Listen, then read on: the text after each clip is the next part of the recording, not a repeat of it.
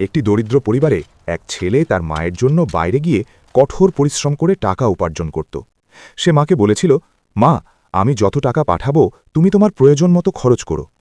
কিন্তু মা একটুও নিজের জন্য খরচ করতেন না। তিনি সব টাকা আল্লাহর রাস্তায় দান করে দিতেন। অনেকদিন পর ছেলে বাড়ি ফিরে এসে অবাক হয়ে জিজ্ঞেস করল, মা, আমি এত টাকা পাঠালাম, সব কোথায়? মা শান্তভাবে বললেন, বাবা, আমি সব আল্লাহর রাস্তায় দান করে দিয়েছি। ছেলেটি রেগে না গিয়ে দৃঢ় মনে বলল, তাহলে আমি আল্লাহর কাছ থেকেই সেই টাকা নিয়ে আসব। সে রাস্তায় বেরিয়ে পড়ল। প্রথমে তার দেখা হলো একটি অসুস্থ ব্যাঙের সাথে।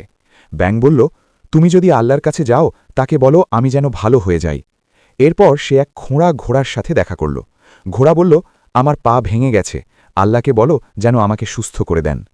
অবশেষে সে এক দরবেশের সাথে দেখা পেল। দরবেশ তার কথা শুনে মৃদু হেসে বললেন, বাবা, আল্লাহর কাছে যেতে হবে না, আমি তোমাকে পথ বলে দিচ্ছি।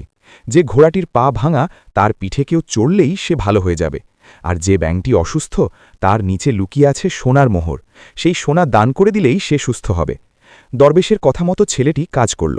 সে ঘোড়ার পিঠে চড়তেই ঘোড়াটি সুস্থ হয়ে গেল।